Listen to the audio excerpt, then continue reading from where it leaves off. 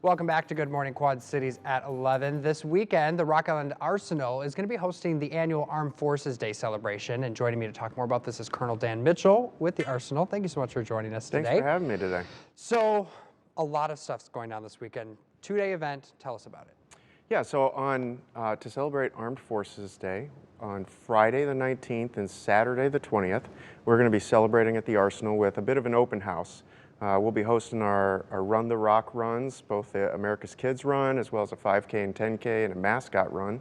And then we're going to flow into some carnival and have a car show and a whole bunch of events on the island, including some bands and Saturday night fireworks. Wow, that's a lot going on for sure. So this is your first year because you took this position as the commanding officer last July. So what are you hoping to see this year? I'm hoping to see a lot of community involvement, a lot of the community to come out and meet the folks that work at the Arsenal and meet their Army and their armed forces. We're a part of your community. We want you to feel welcome at the Arsenal. You know, it's typically considered a place people can't go or that you need to know somebody. Well, you get to know me now, so come on out and visit us at the Arsenal and see what goes on there. That's awesome. So what are the costs involved in this? So with the costs, each patron will have to pay for rides and games with the carnival. For getting registered for the race, that's at a patron or a runner's cost. But to view the military displays and to come on out, there's no cost to enter the Arsenal. Awesome. You don't need to stop for a visitor pass. We're going to be allowing folks on with a valid ID. Okay. It is a federal installation, so you know we have rules about not bringing drugs and guns and things like that. Yeah. You know that's pretty standard. But you know, coming on and should be fairly easy, either through our Moline or our Rock Island entrances. Awesome. That was my next question, which gates? So Rock Island or Moline. So of course you don't want to lose the reason for the holiday, which is of course to celebrate our nation's heroes. So how are we not losing that through this event?